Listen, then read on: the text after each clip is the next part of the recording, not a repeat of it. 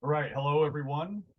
We will get started with today's presentation on the GeoNode 4.2 release. Giovanni will be giving a demonstration of 4.2 and talk about what's new in GeoNode. I will give a quick introduction beforehand, just let you know who GeoSolutions is, who we are, and where we can help you out in your open source geospatial journey. Um, for those of you who are unaware of GeoSolutions, we are the world's largest employer of developers, core code developers and core code committers for popular open source products such as GeoNode, which we're talking about today, GeoServer, and MapStore. And we're also leaders in OGC, OSGeo, and the open source community in general. So if we can ever be of any assistance, answer any questions, provide any guidance, we are we understand that there's always a knowledge gap out there. There's always areas where we can help folks learn. So never hesitate to reach out to us at info@geosolutionsgroup.com. As I mentioned a few minutes earlier, if you have any questions, feel free to use the Q&A button on the Zoom tab, and we'll cover those at the end of the presentation. All right, so GeoSolutions, who are we? I mentioned that we are the largest group of core code committers for GeoServer, GeoNode, and MapStore. GeoServer is the leading open source server for publishing geospatial data sets. MapStore is the modular open source WebGIS product, which we developed to create and publish geospatial data as maps, dashboards, and geostories. And GeoNode is the open source GIS platform to create and complete interoperable spatial data infrastructure. So those are our core products. And of course, there are plugins around those. There's GeoTools, several other plugins and settings, and obviously interoperability protocols connected to that. And we've been doing this for 15, 16 years.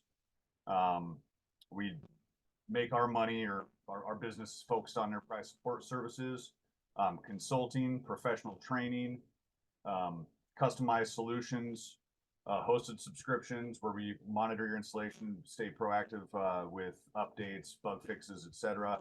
Yeah, pretty much anything that you need. We're extremely flexible in terms of the support and the services we provide to our customers. We have customers all over the globe, representation on pretty much every continent. You can see here the breakdown of where our customers exist. Majority are in Europe and North America. However, we do support customers all over the world, and a variety of different customers in all kinds of different verticals. So every level of government, whether it's federal, provincial or state, local government, as well as large industry, private industry clients in Earth observation, emergency response, telecom, which I don't think is listed here, natural resources and oil, defense consulting and contractors, intelligence community, meteorological, oceanographic, etc., smart cities, precision agriculture. I think you get the idea. And what this says about us is that because we work in so many different verticals, we're familiar with a lot of different operating challenges and potential, not necessarily pitfalls, but challenges in getting data from sensors to end user applications in a variety of different operating environments, depending on what that vertical is and what the problem sets are for that specific area. So we have expertise in a lot of different areas, and we're happy to help you out with whatever your unique challenges are as well. Associations and memberships, we are very active members in OSGeo.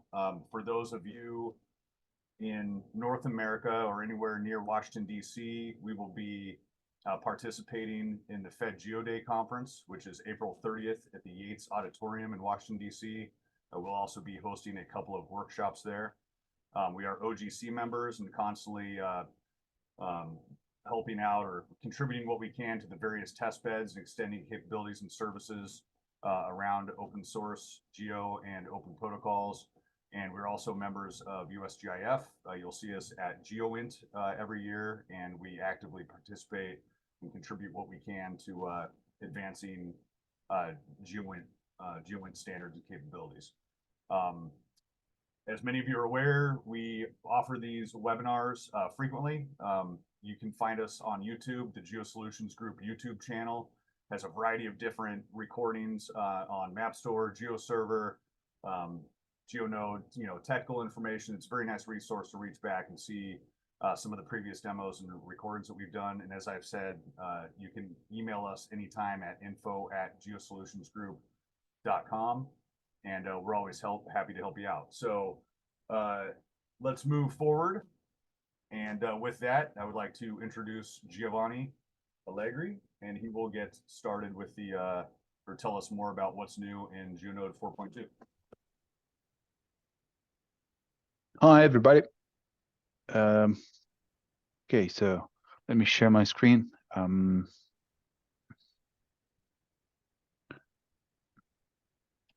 Yeah, okay. So GeoNode, we arrived at version 4.2.2. Yeah, the title is 4.2, but meanwhile, since the beginning of January, when the first version of 4.2 was released, we released 2 more patches. There's patch releases, which, as usual, do not introduce new features.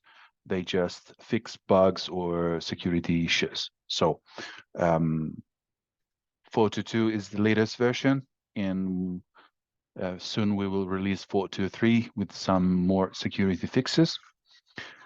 I won't go through a presentation of GeoNode because I assume that all of you know about that. I mean, just quick introduction for those that are completely new to it. So it's a platform for the management of geospatial data and metadata.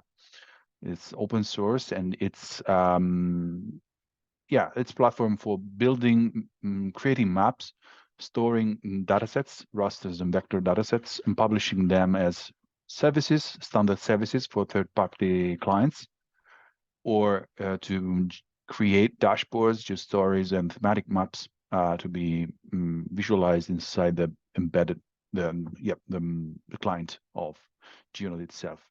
It provides several interfaces, both standards and REST APIs to interact with it and manage it. So I will skip all these things and move forward directly to the new release, and we can go back to GeoNode capabilities in the question and answers time if you want to know more about the core features of GeoNode. So we are at GeoNode 4.2.2. As I was saying, release was done in February. We are still supporting version 4.1 I think only for a couple of months more. 4.1 has been released. A new 4.1 has been released recently, 4.1.4 with a fix. And soon 4.1.5 will be released with the security fixes that will be integrated in 4.2.3.2. So 4.2.3 should be the last version because we are aiming toward the new release, which is 4.3. There isn't a date at the moment for it, but it will happen soon. I think in a month or two. I will give you a preview of the features that will land in 4.3 at the end of this webinar. So, what are the news? There are several news. I mean, very specific news. Nothing, no breaking change, except some changes into the layout. Changes to the way GeoNode is deployed. There are some changes. So we have several customers that did the upgrade, and there are some notes in the wiki, the GeoNode wiki, about the most relevant changes to the environmental variables and other technical things that are needed to be adapted for the upgrade. But in general, it's a smooth upgrade. In terms of new features, one of the most important things that we have done is the new filtering, facets filtering. So filtering is something that was there since version 4 and before. In version 3, there was sort of faceted facets filtering, but it wasn't properly implemented, meaning that it did count. So you were able to see how many features, how many resources were in the catalog for each filtering key or filtering criteria. But the count was done in a way that is not so, I mean, the usual way facets is done, which is an end filtering. What does it mean? It means that now when you apply filtering, it's like a drill down. So you are going to to sorry, to reduce, to go more specific in the selection of features that you want by filtering over and over. So applying filtering on top of the other. So you start with one filter, and then the available filters will be restricted to the filters that are, I mean, that are compatible with the filter that you applied before. So you start with a filter, then you we restrict the filters that are available, then you select another filter, and we restrict again. So it's like a funnel. And so basically you are doing an intersection of the filters that you apply, and the counting is updated with this filtering applied. You can do a union of the filters inside the same, the union of the values in the same filter. So I think it's better if I will show you how it works because it's easier to understand by viewing it rather than explaining it. Yeah, so this aligns, to other catalogs like GeoNetwork or CCAN or others where filtering is applied that way. So yeah, you see here that when you click on, for example, category, you will have the numbers of resources for each category. And then when you click society, all the others filters will be restricted to values that are available for resources that are in the society category. I can show you an example. I will do it at the end of the presentation of the new features. So we will make a demo online, okay?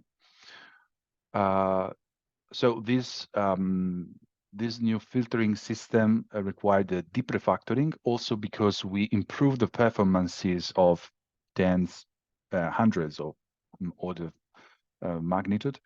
The filtering we were with thousands of layers and with many users and many keywords or many categories applied to the resources became very slow in the previous version because of the not optimized way of the filtering backend. It's been rewritten from scratch, and now it's really responsive, and the loads on the database has decreased a lot, so it's much more performant. And also the new filtering system is more flexible, and so we can add more filters more easily now. For example, we are going to add the filtering for groups in version 4.3, and it was really quick to do. But also for custom filters, it's quite easy to do. Custom filters can be configured for GeoNode or can be implemented in custom modules, Python modules that can be embedded into the GeoNode projects. So the other new feature is the management and the visualization of the boundaries and the location of a resource. Yeah, it could be strange to read this because we are talking about a geospatial catalog, but actually, GeoNode didn't provide a view of the bounding box of a resource. You can view the resource on a map, of course, but the exact bounding box and the center of the bounding box, so the location of the bounding box, wasn't available until now. Now it's available inside the information panel, the info panel, on the side panel on the right, that opens on the right. There's new tab where the bounding box is drawn and the centroid is represented. And this new tool widget is also able to edit the location and the bounding box of the resource. This is, of course, only available for non-spatial data. So a map or a data set their location and an extent are defined by the data themselves.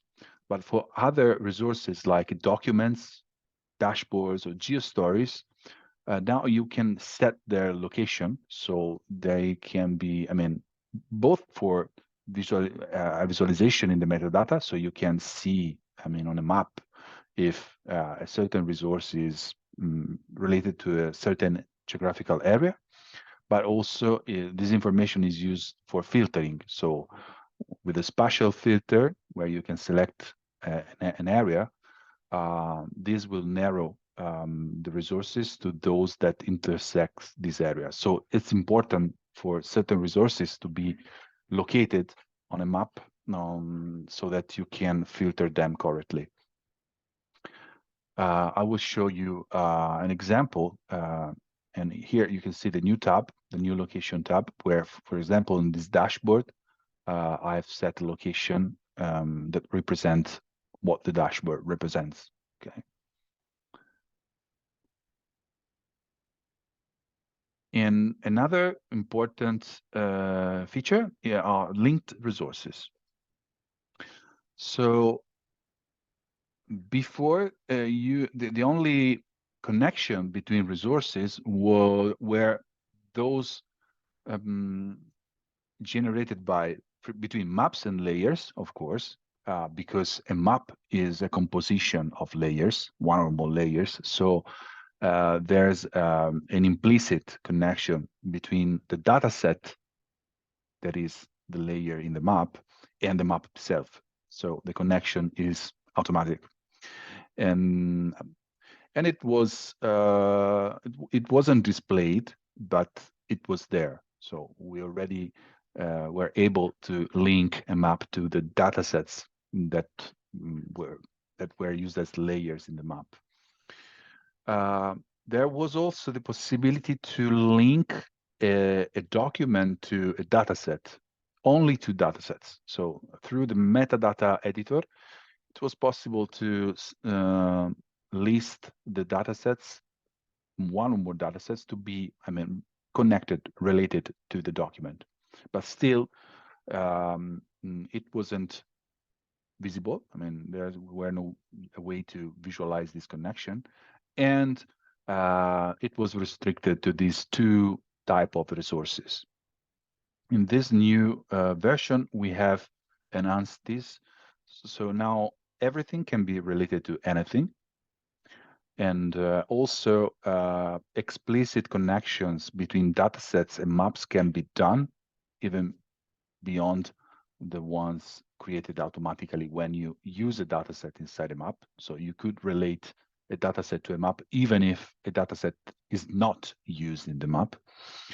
But also you can relate everything with everything. So dashboards with maps, documents with dashboards, geostories with maps and so on. Okay, it's an end-to-end, so many-to-many relationship.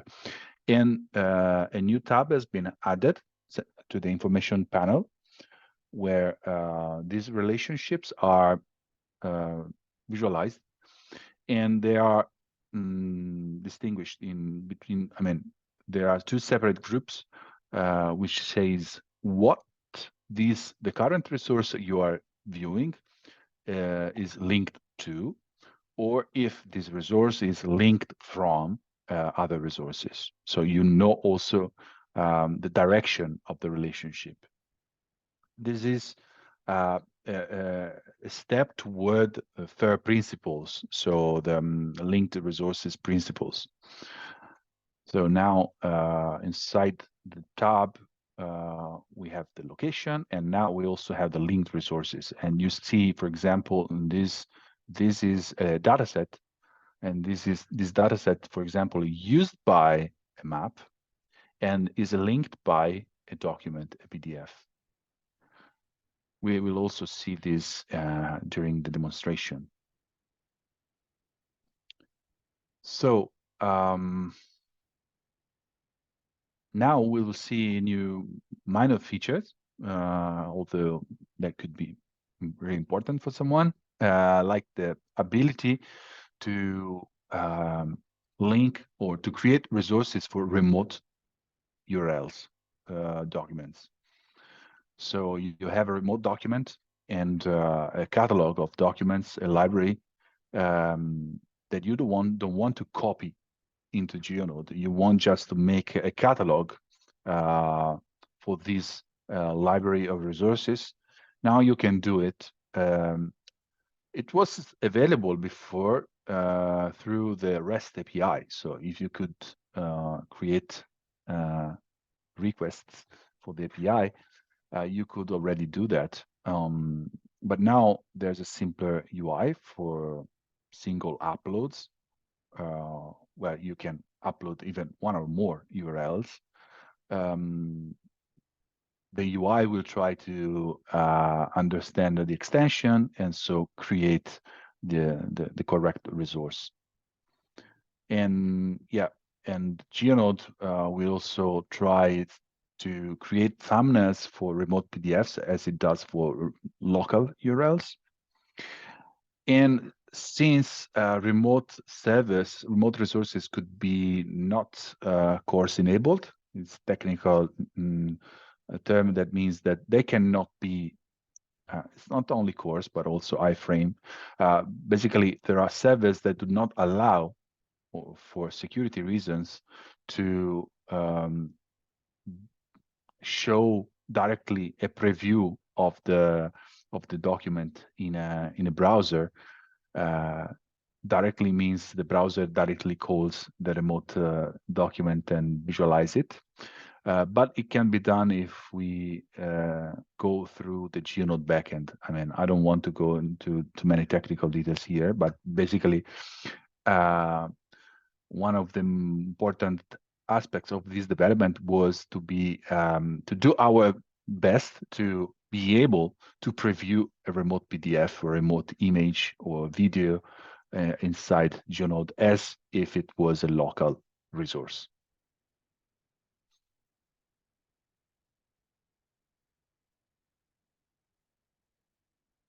Another thing has been the development of a pluggable OpenID adapter. What does it mean? In simple terms, it means that we now have a solution to implement a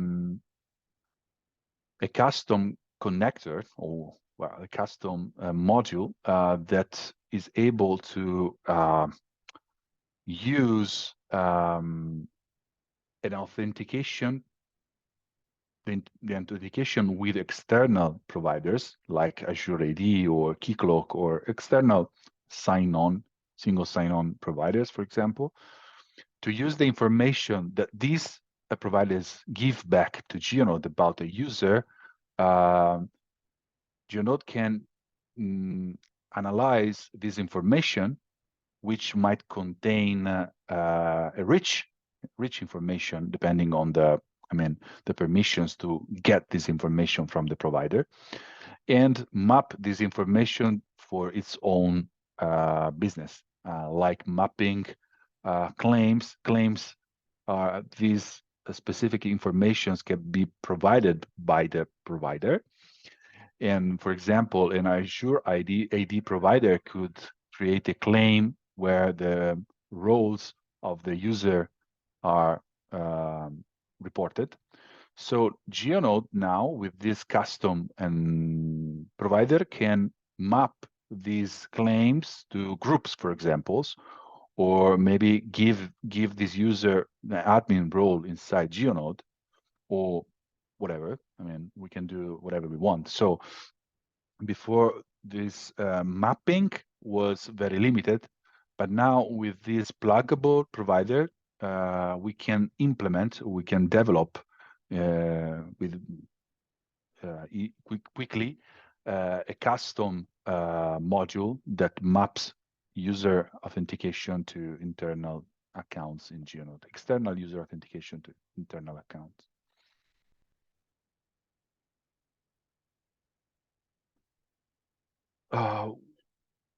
We have done really a lot of smaller improvements and also fixes, and one important work has been done on the backup and restore, which was a bit fragile. So we made it very more robust now, way more robust, and a new improvement will be done in 4.2.3. So now I would say that it works pretty well. Of course, the backup and restore is a procedure that doesn't do magic. So it assumes that the two instances are of the same version.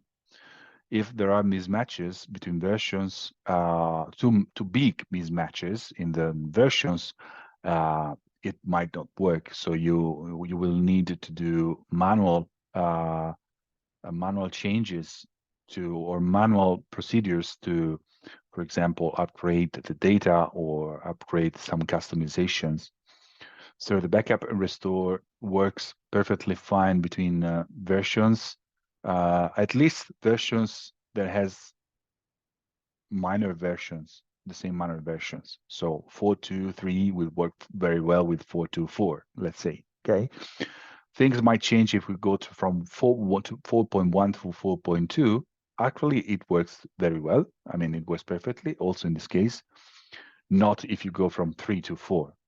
From 3 to 4, backup and restore won't be enough.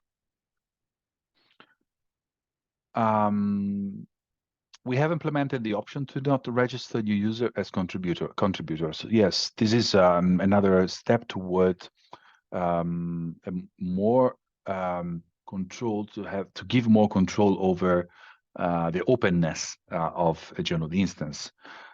In previous release, we give the option to configure the private by default behavior, which means that new resources can be set to be private by default when created. So a new user upload a dataset, it will be private. Nobody can see it except him and the administrators. Then he will have to use the share options to make it public in case.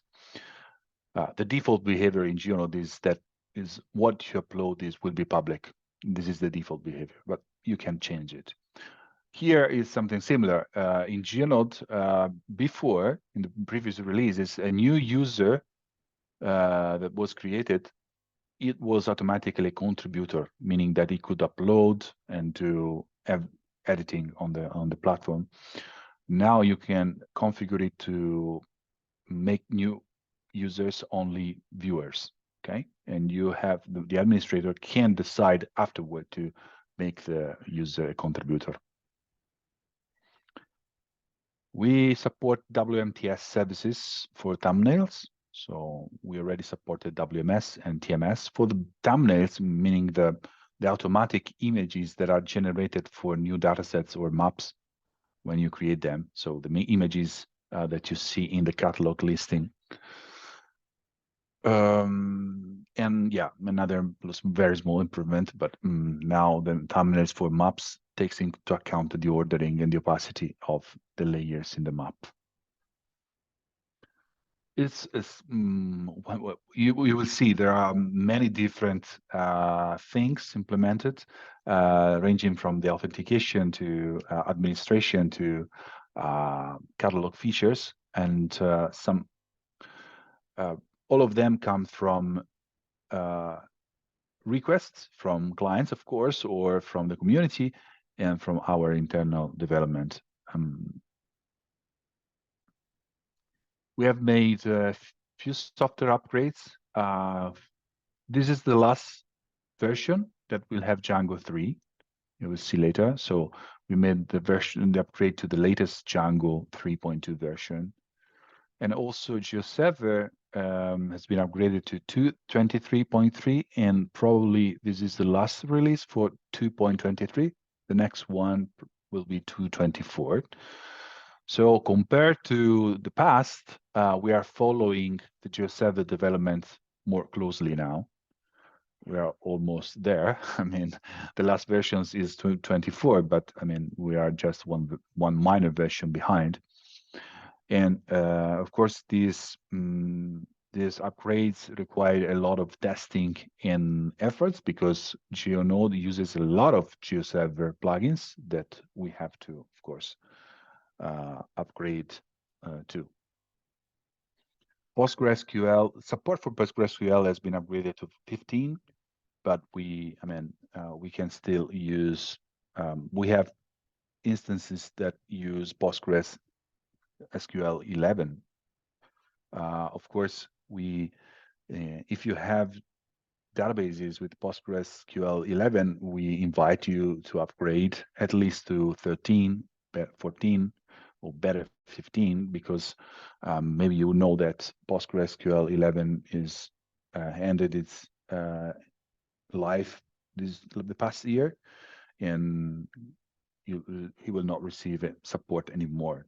So also Nginx has been upgraded for some security fixes. Okay, before speaking of the future, I think I will show you something about these features that I was listing. I see there are already questions, or maybe no. Okay, Ryan. Okay. Yeah, there's a question if now's a good time to address it. Henning Riddell is asking if there are any plans to squash all the data migration steps. Sorry, is there? I cannot see the question. Are there any plans to squash, or I guess compress or reduce all of the data migration steps? Oh, that's a good point. Yeah, there are plans to do that. Unfortunately, it's always a tough question, a tough decision, because once you squash them, you will lose the ability to upgrade easily from previous versions. Now you can easily upgrade even from version 3 to version 4 because we have a linear history of migrations. The day we decide to squash them, we will lose the ability to upgrade. So it's a very important and big breaking change that will affect upgrades from previous versions. So we have delayed this decision, and we are not sure it will happen before a major release, like next GeoNode 5, maybe. But until we stay within GeoNode 4, we will try our best to make the upgrades as smooth as possible. Okay, so and migrations is an important aspect. So I will switch my screen to show you a demonstration of what I was saying before. Just let me check that my local instance is running. Yeah. Okay. So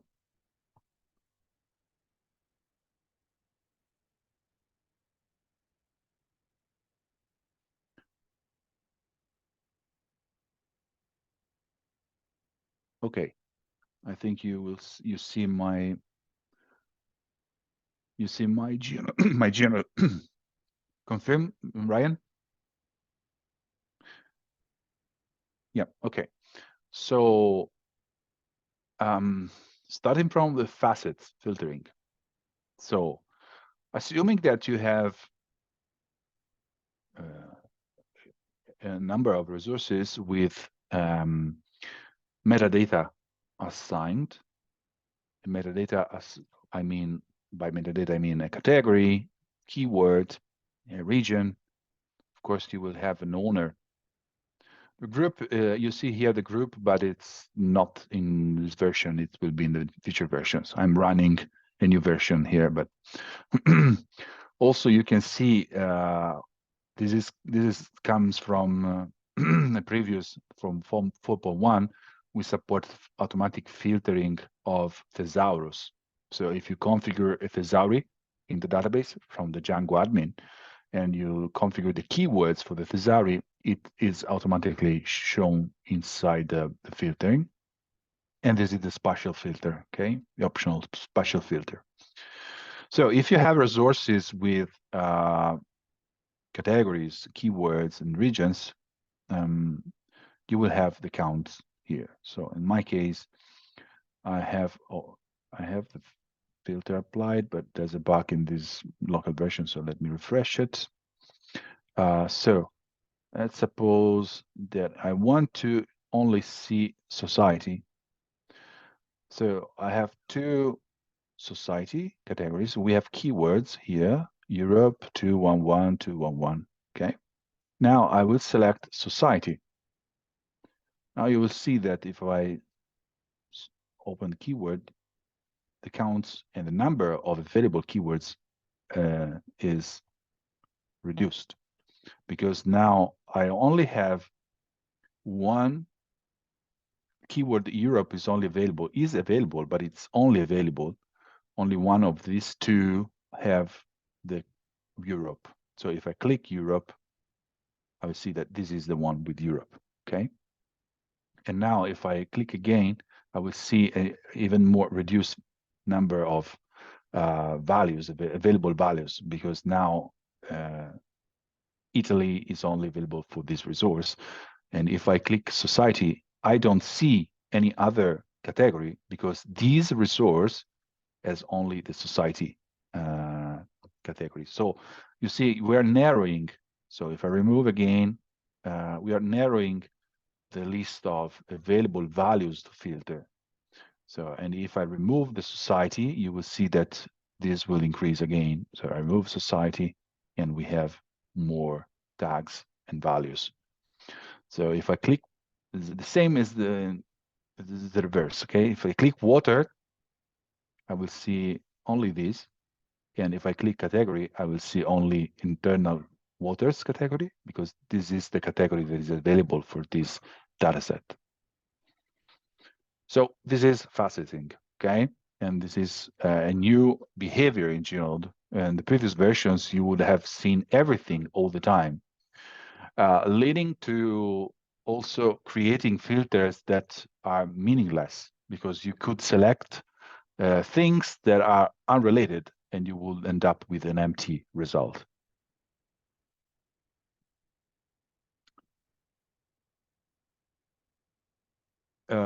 At the moment, this faceting is only applied to these drop downs. There are other ways to configure the visualization of these categories. For example, we have the option to show them as a list with checkboxes. So it depends on the widget that you select and the filter type, but there are ways to configure the way you want to show these values. I can give an example of a project we did recently where this is still a GeoNode, okay? Even if quite different from a standard GeoNode, but it's a GeoNode. And if I click, for example, this filter, you will see this. This is similar to the other, where the values are listed with instead of being shown when I click the select box. but it's the same. So if I click it, you see the values is reduced because I have narrowed the available values. Okay, so it's just another way to show the filter, and it can be done by configuration, simply by configuration.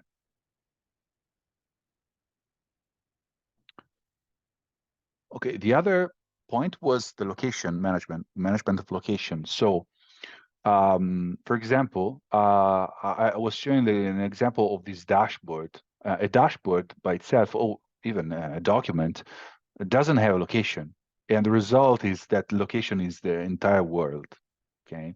So if I filter the world, I will see everything because, for example, if I take this document and I go to the location, I see the entire world because this is the default. And you see, I have this, I have the numbers here. So how can I change the location? Well, if I am signed in and I have the rights to edit the resource, either I'm the owner or an administrator or someone with edit permissions, I can use this tool to edit the location. So if I go to the document and I click at the location, this is an edit. You can edit the extent. Okay, it explains how. So I scroll, for example, I know that this is something related to Italy. So I scroll, click shift and drag. And now I have set the location and you can see the across here, crosshair that's represent the centroid, center. Now, if I save, okay, the location has been saved. Now, if I go back and preview the same document, you will see the location is set. Okay.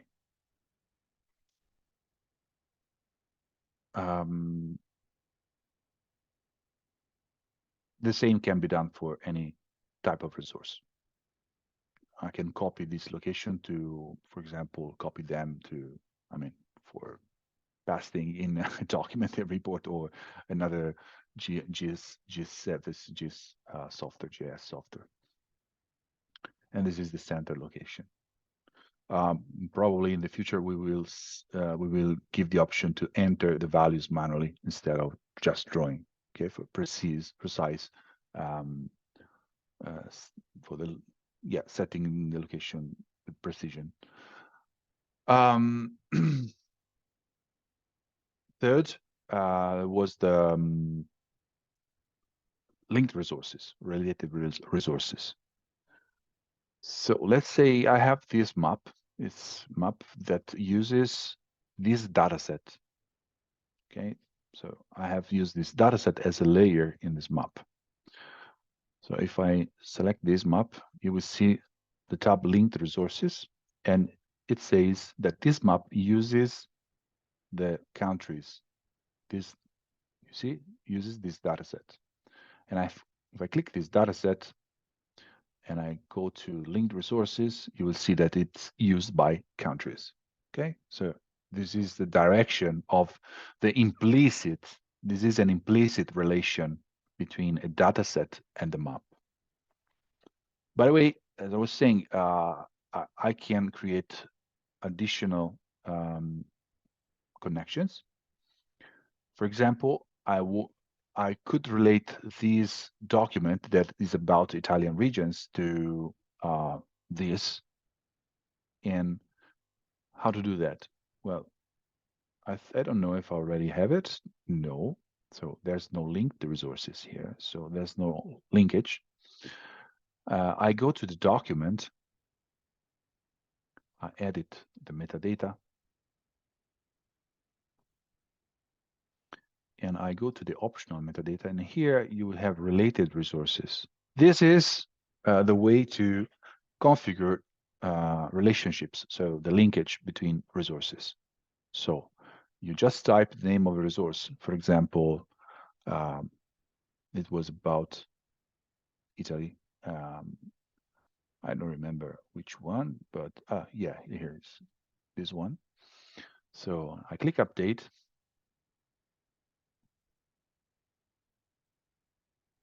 And now when I'm back into the, you will see that, yeah, a new tab appeared.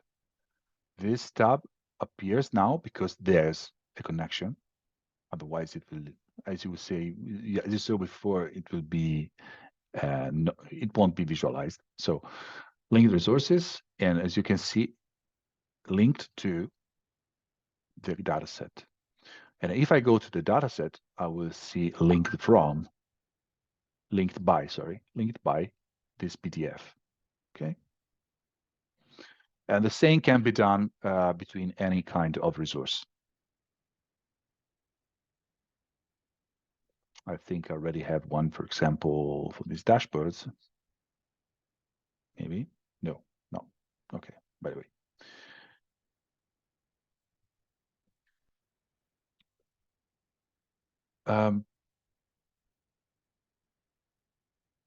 Yeah, I think that's all for these three new changes. Yeah, the other one was the ability to create documents from remote URLs. This is a document from a remote service. As you can see, GeoNode created the thumbnail automatically, but it's not a local resource. Although I can view it, I can open it, and I can view it like if it was local. But as you can see here, source is remote.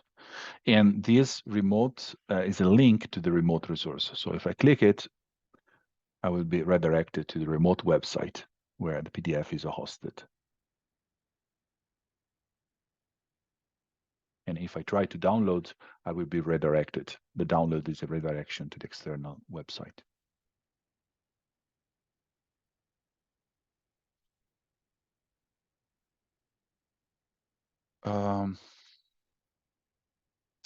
Okay. I didn't show how I did.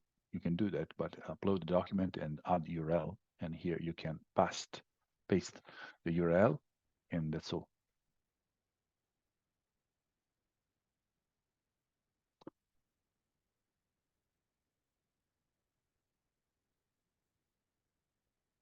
Okay, so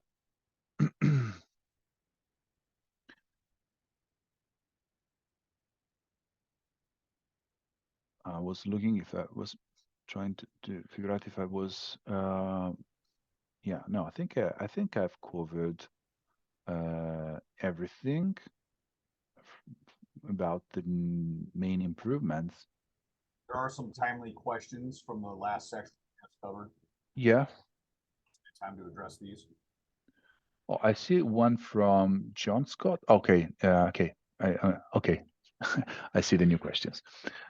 Joaquin, how many subgroups could be created? By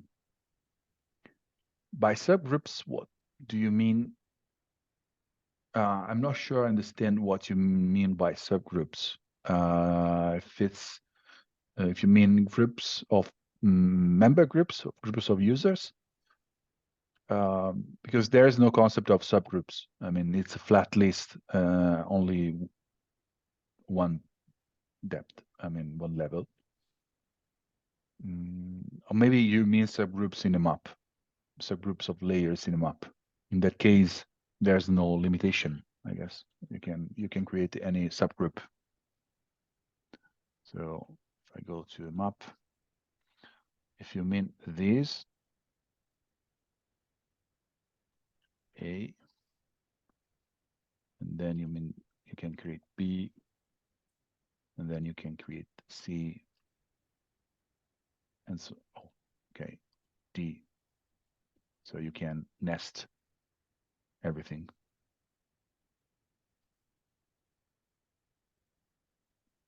The next release of MapStore, which is the framework behind the client of GeoNode, there will be a refactoring of the table of contents here and a better way of showing the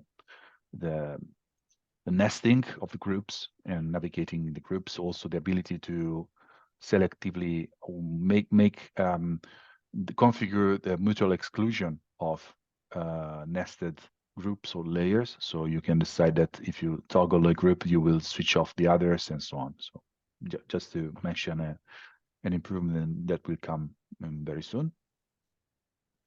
The other question was, do you have to create a dashboard to include a map and a document, or is there another way? No, I mean, the dashboard can use a map, but you don't have to use a dashboard to create a map and a document. It depends on what you mean by including. I mean, if you mean to create a map on GeoNode, you don't need a dashboard, okay? Of course, dashboard and GeoStorage can use maps. Maybe if you want to clarify the question, is there a roadmap for integration of latest Mapster version? Yes. Yes, Pierre. And I was going to say it after, I mean, in the future developments that I will tell you in a few minutes. Okay, so I can. Did I miss question? Any other question, Ryan? Yes, there is one more question. Is it possible to rescale the roadmap displayed at the beginning? Loaded by sure. There's no roadmap. At the beginning, it was the latest. I mean, it was the history. So the roadmap is. Well, you can find the roadmap in the GeoNode release schedule. I mean, it's actually at the moment.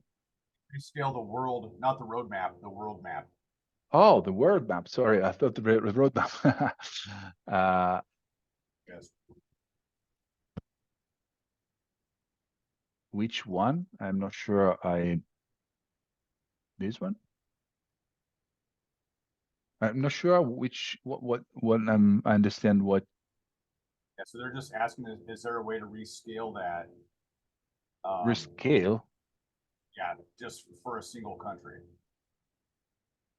You know, so can you load OpenStreetMap data for a single country and scale it? Oh, okay, the background. So you mean the OpenStreetMap?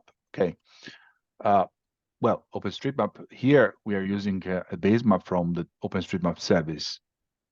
Of course, if you want to have a base map with only a single country from OpenStreetMap, you have to serve it with your own server. Of course, this is beyond GeoNode. I mean, we have done,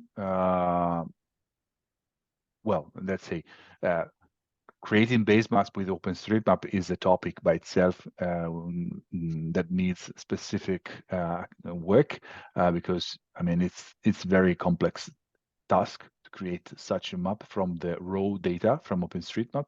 We have our base maps, for example, in GeoSolutions with our custom styling, and we can restrict which country we want to show. I mean, to want to serve the data, but it's something that is not done by GeoNode itself. GeoNode is using external services.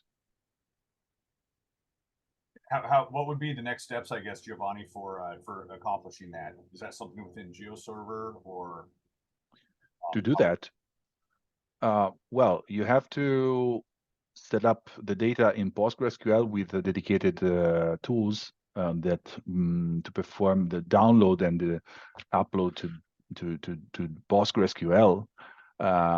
So to serve the OpenStreetMap data, you have to transform this data that is an XML format to a database, and then set up your server to serve these tables with selected attributes. Because maybe I don't know if you know, but OpenStreetMap raw data is very loose, unstructured kind of data with lots of attributes, a lot of information, and a lot of noise. And you have to give a structure to this blob of information, put them in a very well-defined schema on the database, and then you can use your server to style this data with the styling that can be very complex. One of the most complex styles that we have done at GeoSolutions is exactly for that. I mean, for serving cartographic backgrounds based on OpenStreetMap data. So But I mean, this is, I think, out of topic for this presentation because it's not something that you can do with GeoNode. I mean, it's with GeoNode you could do something. I mean, more. I mean, you could upload the vector data you get from OpenStreetMap and style the vector data through GeoNode. So, for example, you could download the data from GeoFabric, which is one of the most usual way to get raw OpenStreetMap data already. This is not really raw; it's already transformed to shapefiles. So you can get the shapefiles, for example, for roads, for a country, and so if you go to data, downloads, and you can download the raw data, and this is the hard way, or you can get the shapefiles, which is already, I mean, pre-processed by them. So they selected what to put into these shapefiles, just as a very small reduced set of information is put in the shapefile. And so you can go to the download tool and go and narrow a selection to a specific country. I don't know, Austria. And then you can download the shapefile somewhere here, the shapefile. And then you can upload this shapefile to GeoNode. And then it will be raw. I mean, you will only have the vectors without the styling, and then you can style it through, for example, through the GeoNode styling tool. So this is the styler, and you can use the styler to style it. Yeah, I think I have my GeoServer that is suffering, but yeah, through this styler. Of course, this has very limited tools. I mean, it's good, but you will hardly reach such a cartographic result with this approach. Thanks, Okay. Alessandro also provided some information on producing OSM tiles, and Alessandro provided a link. So thank you for that. Sure. Also, with OpenStreetMap tiles, you can do that. Of course, in that case, the styling will be done on the fly on the browser. So there are many ways. I mean, there's no one fits all solution. It depends on the scale. It depends on the amount of information from OpenStreetMap that you want to use. I mean, showing only cities or only the rivers, or showing a cartographic base map. Well, a cartographic base map with tiles can still be done. Of course, there are many cases like that use I mean, also other providers like CartoDB or the others. Many use the tiles, OpenStreetMap tiles or vector tiles. And in that case, you will have to optimize the tiling scheme and the styling of the tiles. I mean, but yeah, the same. This is beyond GeoNode. And at the moment, GeoNode cannot serve vector tiles by itself. I mean, you have to use another service to show the vector tiles. I mean, there are ways, but not a direct solution to load the vector tiles in GeoNode. Good.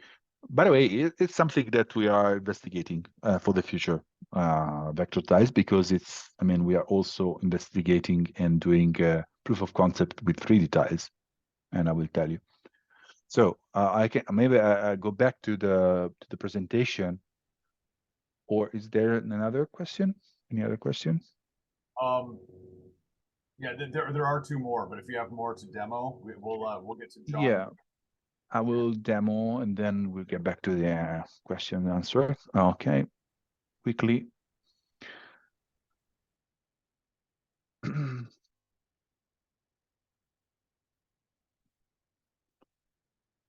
Okay, so features under development, which probably Maybe they will land in 4.3.0 or a bit later, but I hope they will land in 4.3.0.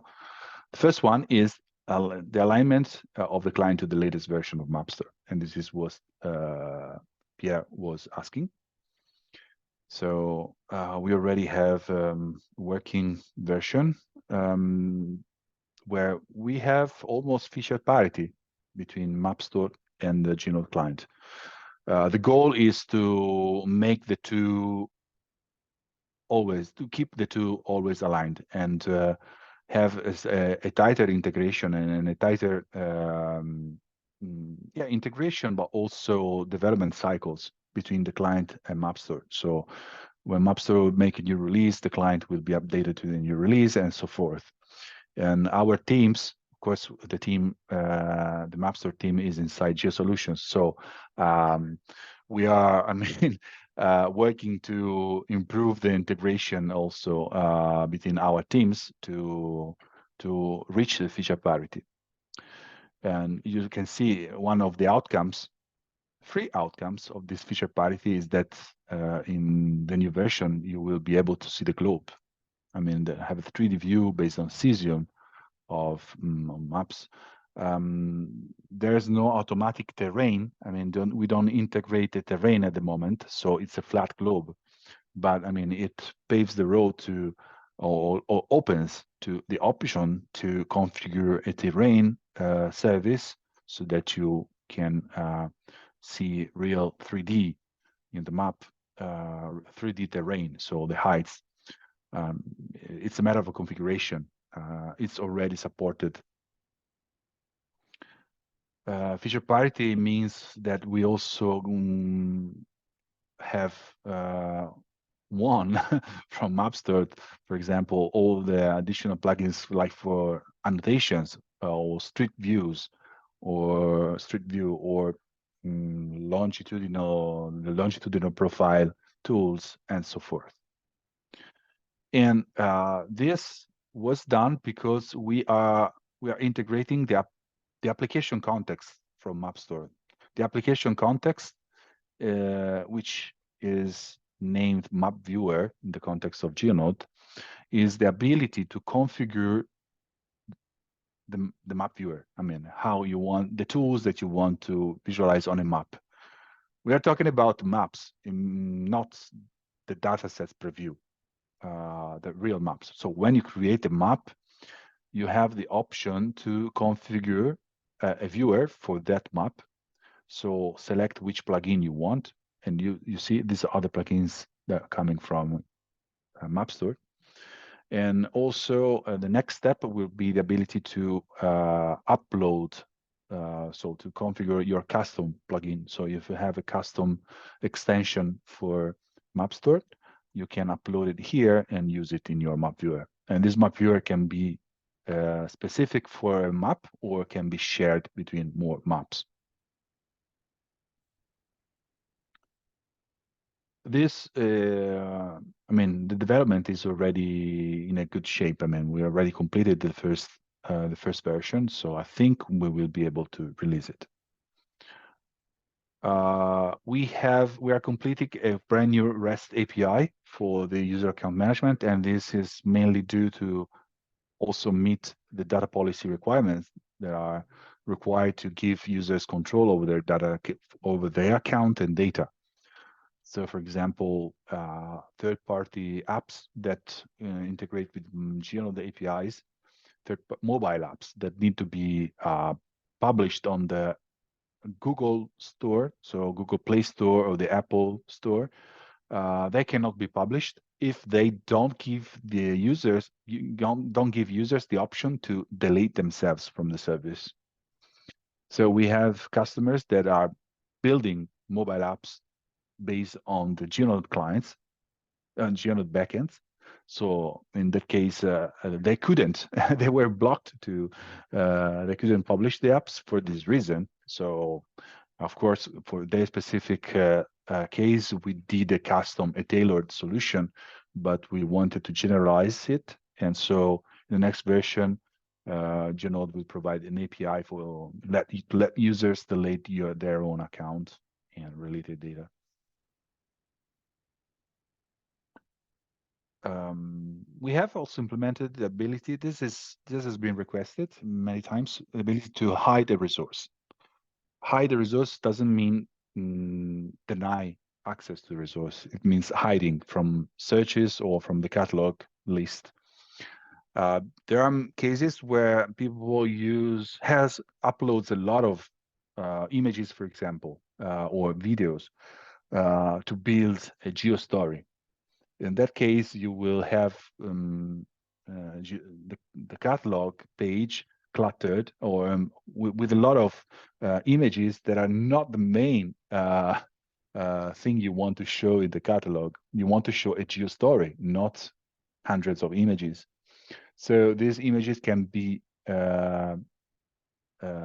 hidden through.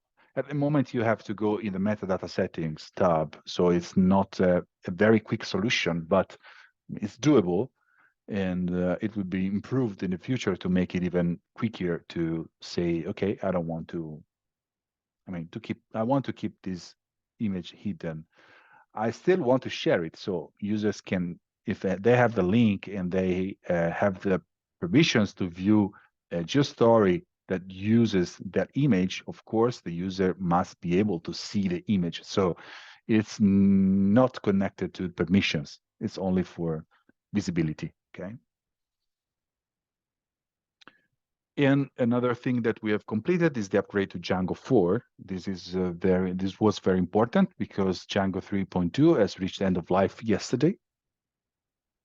So we did it in time, and the Django 3 has served for a long time in GeoNode, and its time has come. So we had to make the upgrade of many dependencies and test all the dependencies changes, of course. So it was done by GeoSolutions. So medium long term, yeah, 3D ties. The 3D ties that can be already visualized inside MapStore will be available inside GeoNode. Actually, with a new version, one thing that will be available in GeoNode that was hidden. I don't explain all the history, but basically, one of the things that many users asked from MapStore was the ability to add to a map WMS services or resources from WMS services that weren't stored in GeoNode. I mean, now you have to upload a dataset in GeoNode or create a remote service in GeoNode to use it inside a map. So a map can only use resources that exist in GeoNode. And this was for a very specific reason. First, to not confuse users. I mean, so when you see a resource in a map, you are sure that it's a resource that is in the catalog. And that was a choice that was made. But now we are integrating again the option to the MapStore catalog, inner catalog, that gives you the option to use resources that are not inside the GeoNode catalog for a map.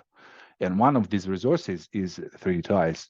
So if you have a link to a JSON with, for the 3D tiles, you will be able to see 3D tiles in GeoNode in the next version. But what we are working to is a proper 3D tiles pipeline and resource management. So you can upload or you can configure a 3D tiles resource in GeoNode, manage it like any other resource with metadata, permissions, and so on, and use it inside maps. There isn't a roadmap yet for its release. We are still planning and analyzing.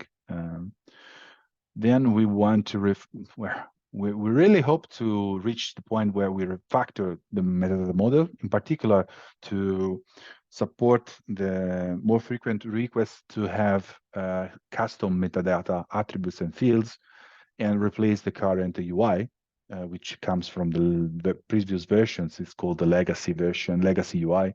So it's the last step to completely replace the UI from previous versions. This is the last one. we couldn't do it because it's quite complex. There are a lot of things, interactions, and validations in the UI. So it needs funding. We are trying to put together the funding to make this jump, and will also let us redefine the model and the way we can customize the metadata management, and also with custom metadata. And Open API, yes, we are trying to expose a proper Open API interface, so that it can be also machine readable, so third-party apps can easily implement clients for GeoNode automatically based on the Open API specification. At the moment, it's partially broken, and it also doesn't cover all the APIs that GeoNode provides. So we really hope to be able to work on that and rework the Open API interface soon. And in the background, yeah, a lot of work is done in the background to maintain GeoNode, and we at GeoSolutions are using sponsoring and activities to do vulnerabilities analysis and dependency tracking. We are going to set up very soon an automation system to run the dependency track tool from OWASP. It's already running in our internal service, but we hope to be able to integrate it with GitHub, the GitHub repo, public repo. So we already have a clear view of the dependencies and all the vulnerabilities connected to each packet or each dependencies that we deploy with GeoNode, in particular with the Docker images. So we have, for example, one of the outcomes of this analysis was the upgrade of Tomcat for the GeoServer image, because there were two important vulnerabilities in the previous version. So in the version 4.2.2, the GeoServer image, Docker image, ships with an upgraded version of Tomcat that resolves those vulnerabilities. So, I mean, this analysis is really important, and we keep running it. Also, Snyk is used a lot, and it give us suggestions for dependency upgrades continuously.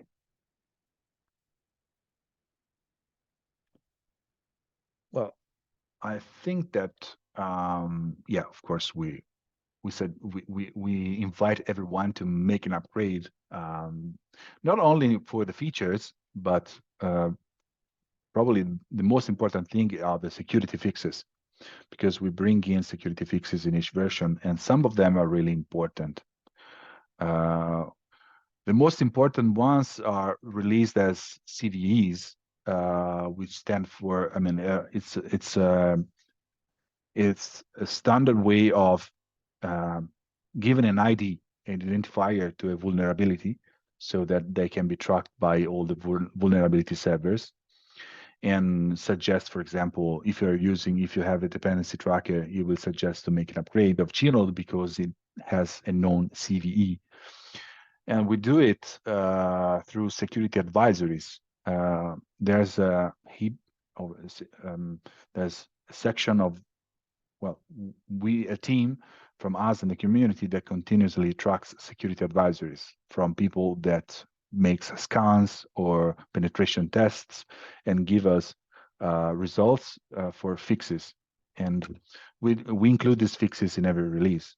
And yeah, so I really invite everyone to keep their GeoNode instance updated, and all the services that run with GeoNode, GeoServer, Postgres, and so on.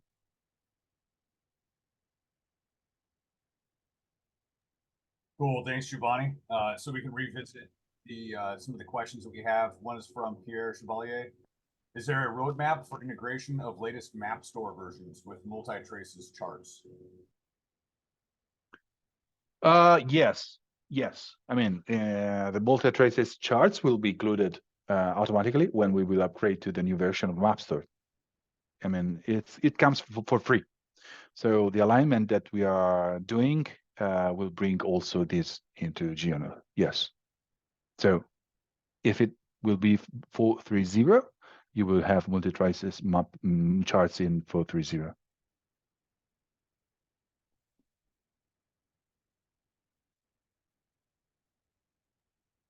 Very nice, thank you. Next question is from John. If I have, okay. PDFs. If he has a PDF which is directly related to the data on his map, is there a way to show the PDF in the map itself?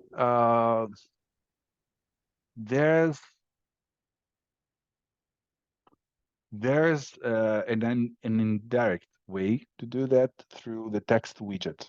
I mean, there's not a proper way to show, or through the through the iframe widget, because I will share change the screen.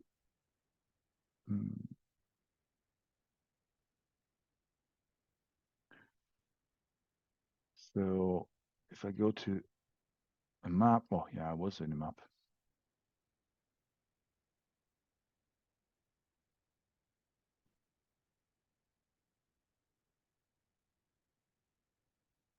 With the text widget, you have the embedded widget. So you could use a link to a document. So let's go to the document. Okay, this is let's take this document. Every resource has an embed link. The embed link is available inside the share option. This embed this document. When you show with embed, you can embed this into external website, so it will show up without the shell. So GeoNode is behind. You don't have GeoNode around the resource. It's seen as in this case you won't see the difference. If you take a PDF, you will get the same, but it will be clear with a map. Okay, so if I take this map and I take the share, the embed, you will see that you have a full screen visualization of the map, and yeah, without GeoNode. Okay, so if I take the embed URL for the document and I put it inside this, and I bring auto, it will be easier. Auto, oh, sorry. Auto.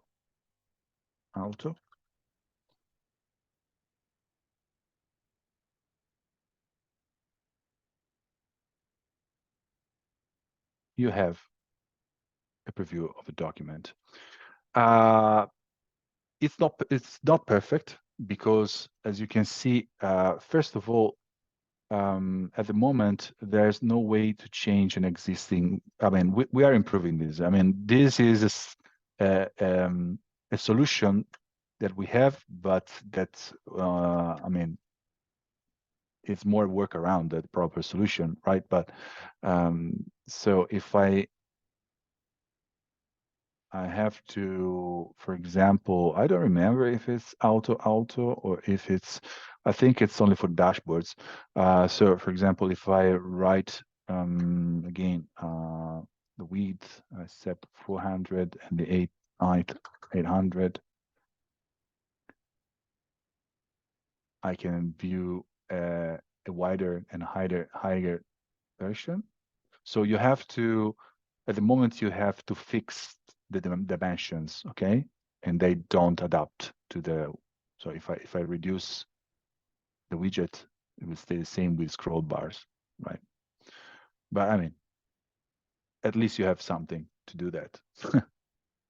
This is a solution. Maybe better solution will come in the future, but for the moment, that's what we have.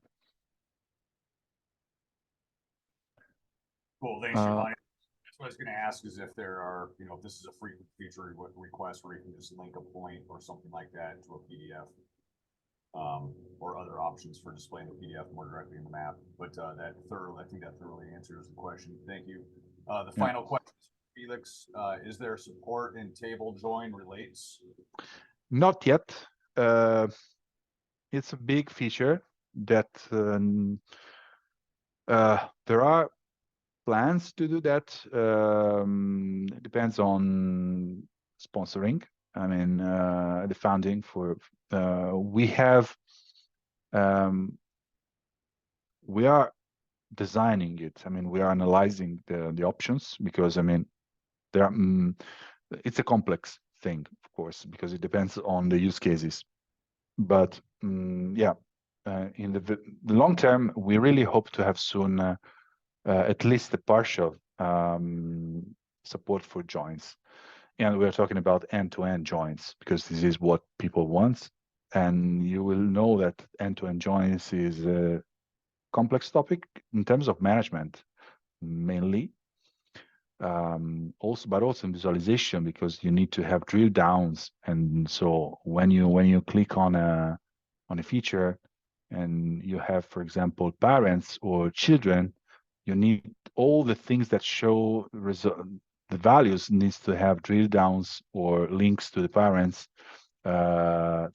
tools. And this means that we need to extend a lot these every widget, every panel to navigate between parents and children's and do it efficiently, because you could have very heavy end-to-end relations with Cartesian's products between tables. So, I mean, doing it in a naive or simple way is, I mean, it's still quite a lot of work, but not so big. The problem is doing it efficiently and in a robust way to support more complex and heavy cases. One of the main questions related to this is for sure for navigating data, okay, with clicking and drill down, or navigating the relationships between parent and child, but also for the timeline. People that want to show the data on the timeline. So you have, for example, a CSV with data from the sensors, but with an identifier to the sensor, for example. So you have a one-to-one relationship between the sensors and the data. So you want to show in the map the values of the sensors, the change over time. But when you click that value, you also want to see the information about the sensor. So there are many cases where joins are requested, of course. But the short answer is we don't have a plan right now or a roadmap, but we hope to have the right funding to do that soon.